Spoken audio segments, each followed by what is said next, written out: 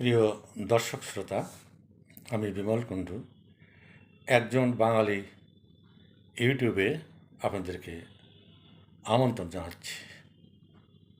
বন্ধুগণ, এর আগে আমি বাংলাদেশে হিন্দুদের ভবিষ্যৎ নিয়ে 8টি ভিডিও করেছি। সেগুলো পোস্ট দিয়েছি আপনাদের জন্যে। আমার চ্যানেলে গেলেই আপনারা এগুলো শুনতে পাবেন, দেখতে পাবেন। বন্ধুগণ, এই সমস্ত চ্যানেলের মধ্য দিয়ে বাংলাদেশে হিন্দুদের উপর যাবৎকাল যত নির্যাতন অত্যাচার চলে এসেছে সেগুলো তুলে ধরে এবং বিগত অন্তর্বর্তী সরকারের আমলে সংখ্যালঘু সম্প্রদায় তথা আমাদের হিন্দু, বৌদ্ধ, খ্রিস্টান, আদিবাসী এবং মুক্তমনা ধর্ম নিরপেক্ষ মুসলিম যারা আছেন তাদেরকেও আমি সংখ্যালঘু বলে আখ্যায়িত করেছি। তাদের কিছু অধিকার সম্পর্কে এবং ভবিষ্যতে অত্যাচার নিপীড়ন থেকে রক্ষা পেতে হলে কিছু সাজেশন আমি রেখেছিলাম। তার মধ্যে প্রধান হচ্ছে সবাইকে একত্রিত করা, এক হওয়া, এর জন্য প্রচার কাজ চালানো, আমাদের ইয়াং জেনারেশন যারা আছেন বর্তমানে তাদেরকে দায়িত্ব তুলে নেওয়া এবং সবাইকে একটি ছাতার তলায় নিয়ে আসা। একটা রাজনৈতিক দল আপনাদের যেমন মনে চায় ঠিক তেমনিভাবে একটি ধর্মনিরপেক্ষ গণতান্ত্রিক রাজনৈতিক দল গঠন করে একই ছাতার তলায় এদেরকে এনে আমাদের অধিকারের জন্যে সংগ্রামে নামতে হবে। আমরা কথা বলিনি যে সমস্ত হিন্দুদেরকে ভারতে চলে যেতে হবে, বরং আমরা ডিসকারেজ করছি হিন্দুদেরকে। যাবৎকাল বহু হিন্দু ভারতে চলে গেছেন। ডক্টর আবুল বারাকাতের বইতে সে সমস্ত বিস্তৃতভাবে ব্যাখ্যা করা হয়েছে। যদি তারা না যেতেন, যদি আজ বাংলাদেশে তারা থেকে যেতেন সংগ্রাম করে, তাহলে আজকে আমরা মাথা তুলে দাঁড়াতে পারতাম, অত্যাচার নিপীড়নের বিরুদ্ধে প্রতিবাদ করতে পারতাম। আপনারা দেখেছেন যে একত্রিত হলে কি হয়। ইউনূস সরকারের আমলে সাধারণ মানুষের ওপর আওয়ামী লীগ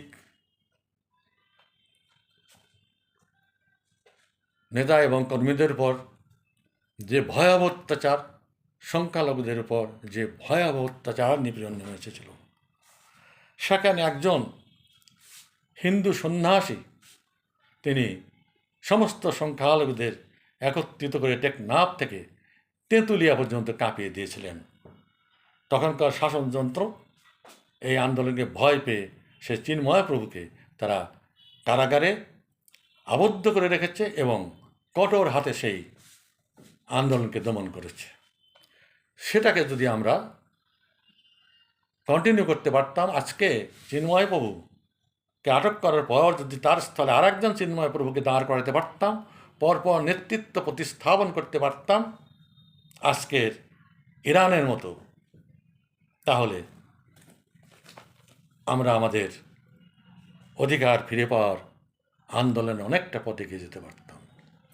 যাই বন্ধুরা, এ সমস্ত নিয়ে আমি 8টি ভিডিও করেছি, আপনাদের সামনে উপস্থাপন করেছি, কিন্তু তেমন কোনো সাড়া আমি পাইনি। আমি চেয়েছিলাম যে সাজেশন আসবে এবং এ বিষয়ে আমাদের বাংলাদেশে ইয়াং জেনারেশন আমার সাথে যোগাযোগ করবে অথবা নিজেরা পদক্ষেপ নেবে আমার সাজেশনগুলো নিয়ে, এবং আরও তাদের একত্রিত হয়ে বসে যে সমস্ত সাজেশনগুলো আসে সেগুলো একত্রিত করে তারা একটা পদক্ষেপ গ্রহণ করবে, কিন্তু এ পর্যন্ত সাড়া পায়নি। তো এই ক্ষেত্রে আমার আর কিছু বলার নাই, বলতে ইচ্ছা করে না, তবুও আজকে আর একটা ভিডিও আমি বানাচ্ছি প্রসঙ্গে একই, বাংলাদেশে হিন্দুদের ভবিষ্যৎ। বন্ধুগণ, জুলাই আন্দোলনের কথা আপনাদের মনে আছে।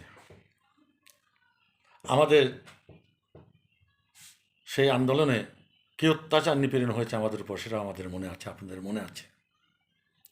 কারা করেছিল এই আন্দোলন? ছাত্রদের নাম নিয়ে সেখানে বহুদিন ধরে অন্তরালে থেকে কাজ করেছিল একদল জঙ্গি, জামাত ইসলাম, আলবদর রাজাকার, এবং তার সঙ্গে ছিল পাকিস্তানের আইএসআই পেছন দিকে এবং সিআইএর অগুন্তি টাকার যোগান। সে সমস্ত কি আমার দেশবাসী ভাইয়েরা বুঝতে পারেন না যে আজকে সেই জুলাই আন্দোলনের যারা সৈনিক ছিল তারাই কিন্তু আজকে সরকারের একটা অংশ হিসাবে রয়ে গেছে। সেই ডক্টর মোহাম্মদ ইউনূস, যাকে অনেকে সুৎখোর বলে আখ্যায়িত করেন, তিনি এই সমস্ত অত্যাচার নির্যাতনের কোনো প্রতিকার করেননি। চোখ বন্ধ করে একটা মৌলবাদী রাষ্ট্র গঠনের ইন্ধন তিনি জুগিয়ে গেছেন, যে মৌলবাদী রাষ্ট্র হবে আফগানিস্তানের তালেবানি রাষ্ট্রের মতো। আপনারা দেখেছেন, দেখে কি কোনো অভিজ্ঞতা এর মধ্য দিয়ে আপনারা সঞ্চয় করতে পারেননি? বন্ধুগণ, এই অভ্যুত্থানের সময় অসংখ্য থানা লুটপাট হয়েছে, অগুন্তি অস্ত্রপাত পুলিশের কাছ থেকে পুলিশকে হত্যা করে কিনে নিয়ে যাওয়া হয়েছে। সে অস্ত্রগুলি এই সমস্ত জঙ্গি বাহিনীর হাতে রয়ে গেছে। এই পয়েন্টটা আপনারা মনে রাখুন। এক এক করে আমি বলছি। এই সময়টাতে পাকিস্তান থেকে বহু জঙ্গি নেতারা এখানে এসেছিল এবং বহু জঙ্গিকে নিয়ে এসে এখানে বাংলাদেশের মধ্যে আবার জঙ্গি তৈরি করার জন্যে মৌলবাদী ছাত্র শিবিরের লোকজনকে নিয়ে তাদেরকে ট্রেনিং দেওয়া হয়েছে, যেটা আসিফ ভূঁইয়া নিজেই স্বীকার করেছেন এবং পাবলিকলি তিনি বলেছেন যে প্রতি মাসে 9,000 করে জঙ্গি তারা ট্রেনিং দিয়ে চলেছে। এই আসিফ মাহমুদ সজীব ভূঁইয়া প্রকাশ্যে বলেছে যে 5 তারিখে যদি শেখ হাসিনার পতন না ঘটত তাহলে তারা গৃহযুদ্ধ বাঁধিয়ে দিতেন। মনে রাখবেন আমার সংখ্যালঘু ভাইয়েরা, আপনারা কিসের মধ্যে বসে আছেন। ইউনূস সরকারের আমলে পাকিস্তান থেকে অসংখ্য জঙ্গি এখানে ঢুকেছে এবং অস্ত্রপাতি আমদানি করা হয়েছে, যেটা আমি উল্লেখ করলাম। সেই সমস্ত অস্ত্রপাতি নিয়ে কিন্তু এই জুলাই আন্দোলনকারীরা জঙ্গি বাহিনী বাংলাদেশকে একটা মৌলবাদী ইসলামী রাষ্ট্রে পরিণত করার জন্য তৈরি হয়ে আছে, সুযোগের অপেক্ষা করছে তারা। দেশি এবং বিদেশি চাপের মুখে ইউনূস সরকার একটা মিলিঝিলি নির্বাচন দিতে বাধ্য হয়েছিলেন। সেই মিলিঝিলি নির্বাচন তো আপনারা দেখেছেন কীভাবে নির্বাচন হয়েছে। আসনগুলো শুধু বন্টন করা হয়েছে, তার মধ্য দিয়ে বিএনপি মধ্যে যে সমস্ত রাজনীতিবিদরা দূরদর্শী রাজনীতিবিদরা ছিলেন, তাদের প্রচেষ্টায় বিএনপির মধ্য থেকে 2/3 মেজরিটি নিয়ে সরকার গঠন করেছে। এবং তা করলেও জামাত ইসলাম এবং এনসিপি মিলে এবং জঙ্গি বাহিনী যারা প্রকাশ্যে নিজেদেরকে জঙ্গি বলে ঘোষণা করে, তারাও অনেকে মিলে বিরোধী দলের চেয়ারে বসে আছে। আপনারা দেখেছেন যে রাষ্ট্রপতি যেদিকে শপথ গ্রহণ করায় রাষ্ট্রপতিকে এই সমস্ত জঙ্গি লোকেরা, জঙ্গি বাহিনীর সংসদ সদস্যরা, তারা কোনো রকম সম্মান প্রদর্শন করেনি, এমনকি জাতীয় সঙ্গীতকে তারা সম্মান দেখায়নি। তাহলে বুঝতে পারেন যে কোন দেশে কিভাবে আপনারা নিজেদেরকে নিরাপদ মনে করতে পারেন। এ সমস্ত বিষয়গুলো আপনারা চিন্তা করুন। দেখবেন যে একজন জঙ্গি হাদি সে মৃত্যুবরণ কীভাবে করলো, তাকে নিজেরাই হত্যা করে একটা ইস্যু তৈরি করে নিয়ে তাকে আমাদের জাতীয় কবি, বিদ্রোহী কবি কাজী নজরুল ইসলামের সমাধিক্ষেত্রের পাশে তার মৃতদেহকে দাফন করেছে, যেটা অত্যন্ত অনৈতিক কাজ। জাতীয় কবির মাজারের সঙ্গে, জাতীয় কবির কবরের সঙ্গে একটা জঙ্গির কবর, তাহলে দেশটা কোথায় গিয়েছে? আপনাদের মনে আছে দীপু দাস হত্যার কথা? এরকম নীরবে হত্যা তো বহু হয়েছে, হত্যাকাণ্ড বহু ঘটেছে, কিন্তু দীপু দাসকে প্রকাশ্যে পিটিয়ে মেরে গাছের সঙ্গে ঝুলিয়ে তার দেহ অগ্নি দিয়ে জ্বালিয়ে দেওয়া হয়েছে। রাজবাড়ির একজন বাউল যে মারা গিয়েছিল, তার লাশ কবর থেকে তুলে আগুন দিয়ে জ্বালিয়ে দেওয়া হয়েছে। আমরা বিএনপি সরকারের উপর আস্থা রেখেছিলাম, দেশবাসীও বিএনপি সরকারের উপর আস্থা রেখেছিল যে বিএনপি সরকার অন্ততপক্ষে একটা গণতন্ত্র কিছুটা ছোঁয়া রয়েছে এই সরকারের। এই দলের মানুষের সঙ্গে তাদের মধ্যে রয়েছে অনেক স্বাধীনতা সংগ্রামী, মুক্তিযুদ্ধের চেতনায় বিশ্বাসী মানুষ। আর যিনি প্রধানমন্ত্রী হয়েছেন তার পিতা ছিলেন, যাকে স্বাধীনতার ঘোষক হিসাবে বিএনপি দাবি করে, তিনিও একজন মুক্তিযোদ্ধা ছিলেন। আজকের প্রধানমন্ত্রী সেই সেক্টর কমান্ডার বীরুত্তম মুক্তিযোদ্ধা জিয়াউর রহমানের পুত্র। অনেকেই আশাবাদী ছিলেন যে তারা আসার পর যেন আমরা আমাদের অধিকারগুলো এবং যে সমস্ত অত্যাচার নিপীড়ন হয়েছে তার বিচারগুলো এক এক করে করবেন। 1 মাসের বেশি সময় চলে গেছে। আমরা কি দেখতে পাচ্ছি? সংসদে বিএনপির মেজরিটি থাকা সত্ত্বেও জামাত ইসলামের আলবদর রাজাকারদের যারা ফাঁসির কাস্টে ঝুলেছিলেন তাদের সম্বন্ধে তাদেরকে নিয়ে সংসদে শোক প্রস্তাব আনা হয়েছে। কিন্তু অন্তর্বর্তী সরকারের আমলে অত্যাচার নিপীড়নে যে সমস্ত সংখ্যালঘু সম্প্রদায়ের মানুষেরা মারা গেছে, তাদের হত্যা করা হয়েছে, তাদের নারীদের উপর পাশবিক অত্যাচার করে তাদের বিষয়ে কোনো নিন্দা প্রস্তাবও গ্রহণ করা হয়নি, বা এই নতুন সরকার কোনো নিন্দা প্রদান করেননি। আমাদের চিন্ময় মহাপ্রভু, আমাদের দাবি ছিল যে সন্ন্যাসী মানুষটা, তার কোনো অপরাধ নেই, একটা দাবির সংখ্যালঘুদের একটা দাবির নেতৃত্ব দিয়েছিলেন তিনি মাত্র, তাকে আজ 1.5 বছরের অধিক কাল কারাগারে আটক রাখা হয়েছে। নতুন সরকার এসে বোধহয় তাকে মুক্ত করে দেবেন, কিন্তু কোনো ব্যবস্থায় গ্রহণ করা হয়নি।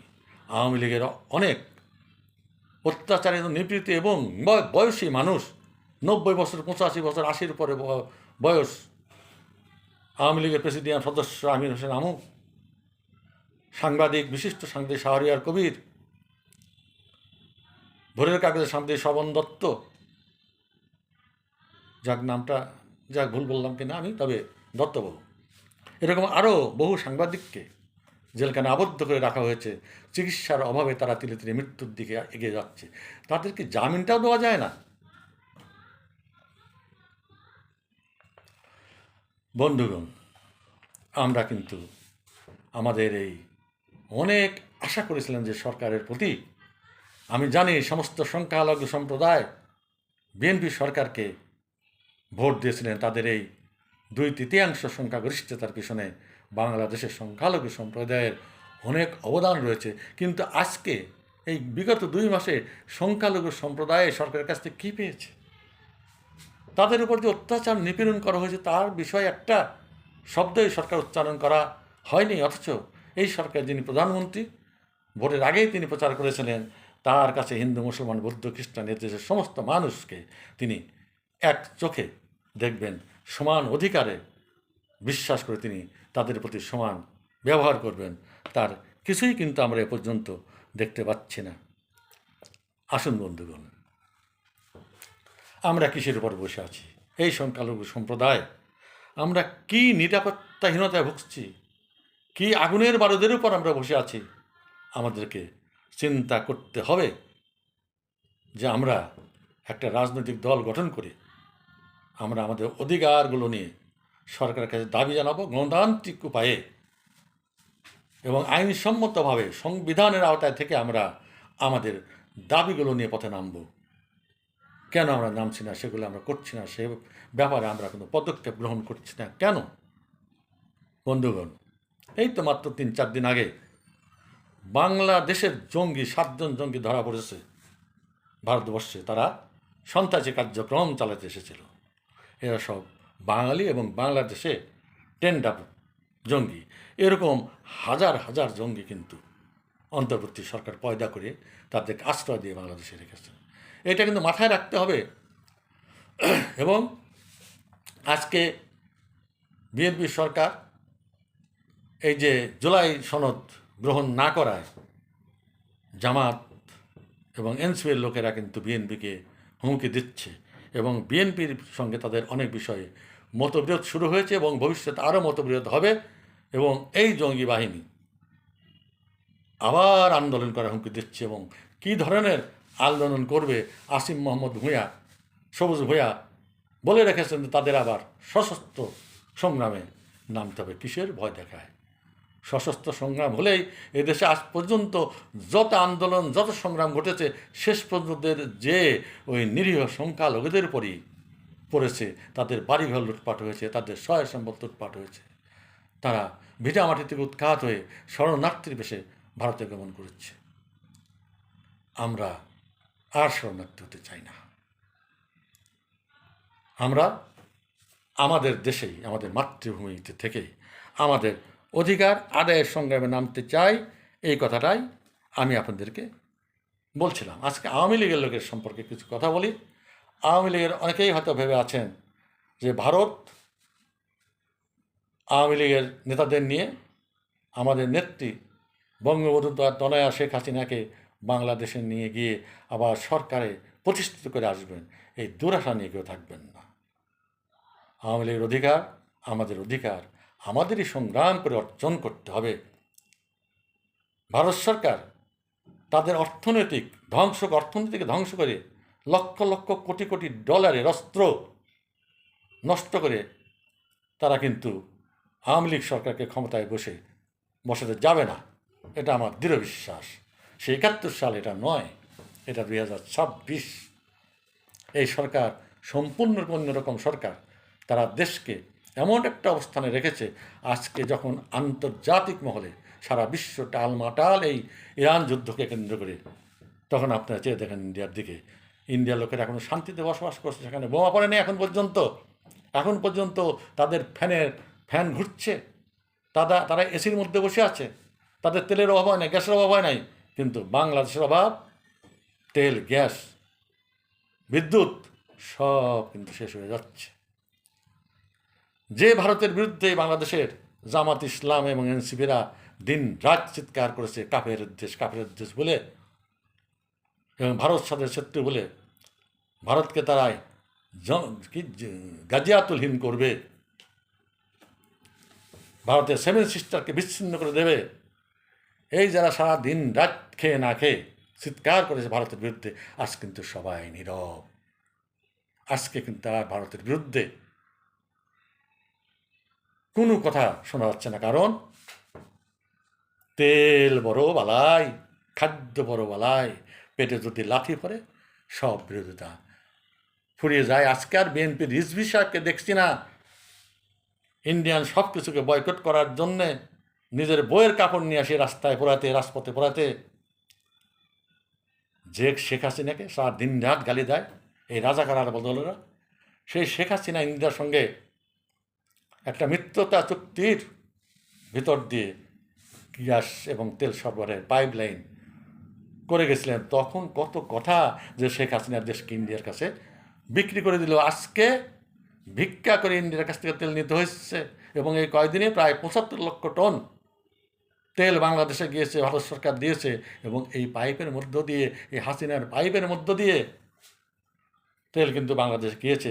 তাই আমাদের মৌলবাদী ভাইদের, জামাত আলবদর রাজাকার ভাইদের, ওই এনসিবির পোলাপানদের জিজ্ঞেস করতে ইচ্ছা করে, এই যে হাসিনার পাইপের মধ্য দিয়ে ভারতবর্ষের তেল গেল, এটা হালাল নাকি হারাম? এটাকে কি বয়কট করতে হবে কি না বলুন? একটা কথা তো আজকে শুনি না।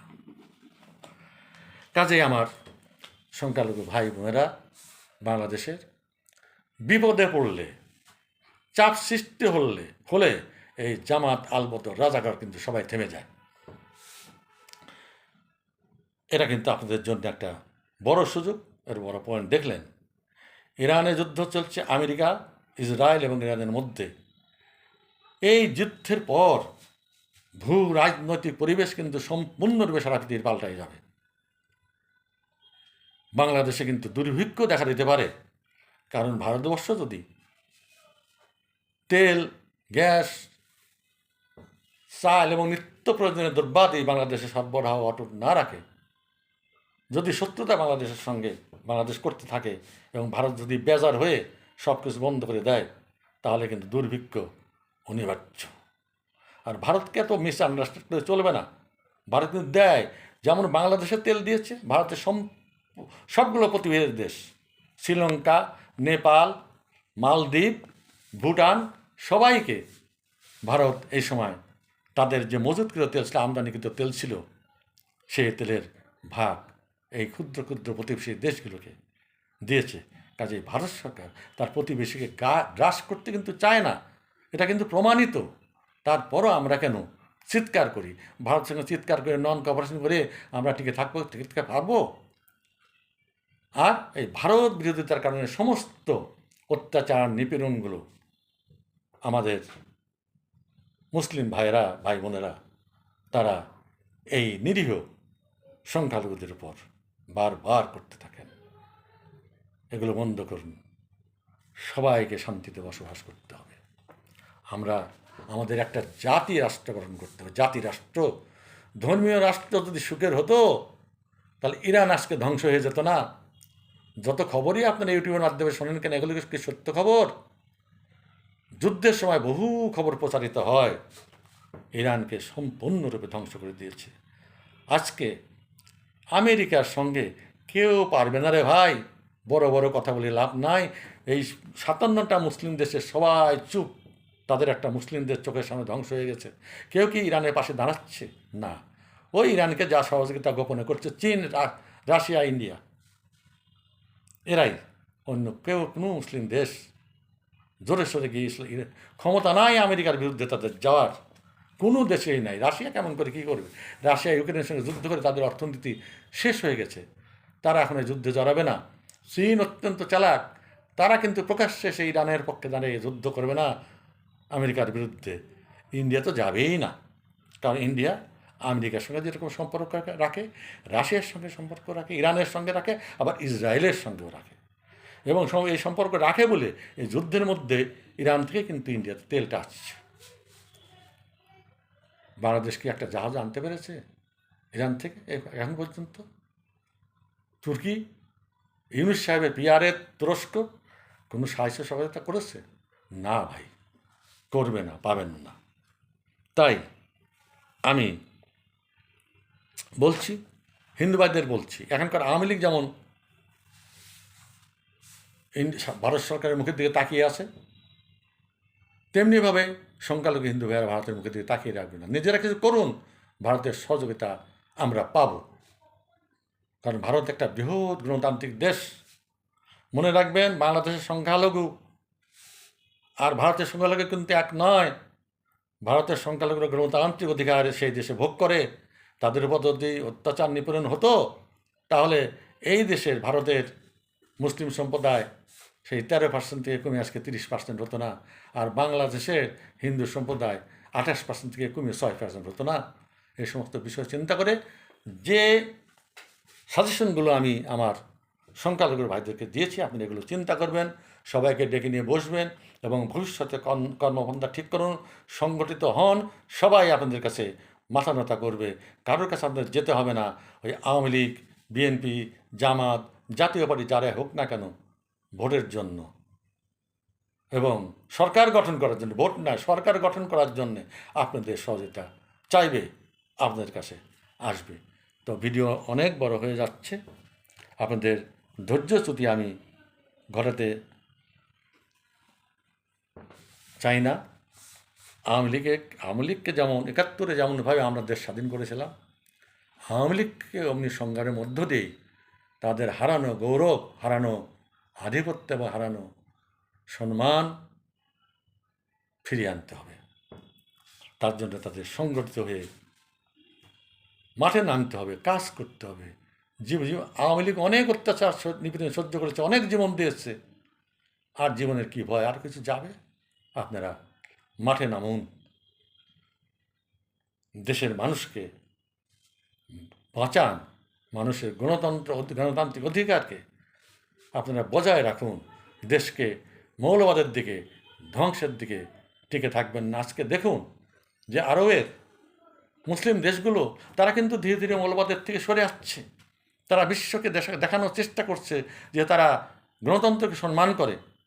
সেখানে কোনো অত্যাচার নিপীড়ন কিন্তু আজকে সংখ্যালঘুদের উপর নাই। ওখানে যে গোলমালটা হচ্ছে, মুসলমানে মারামারি করে মরছে। বাংলা আপনাদের দোহাই দিচ্ছি, বাংলাদেশটাকে আপনারা আর সিরিয়া, ইরাক, লিবিয়া, গাজা তৈরি করবেন না। আসুন আমরা মিলে ঝেলে একটি জাতীয়তাবাদের মধ্য দিয়ে, বাঙালি জাতের মধ্য দিয়ে আমাদের দেশকে আমরা গড়ে তুলি। আর সংখ্যালঘু ভাইয়েরা আমরা একত্রিত হয়ে দেশ গড়ার কাজে আমরা অংশগ্রহণ করি এবং সমান অধিকার দেওয়ার জন্য সংগ্রাম করি। সবাইকে ধন্যবাদ। জয় বাংলা।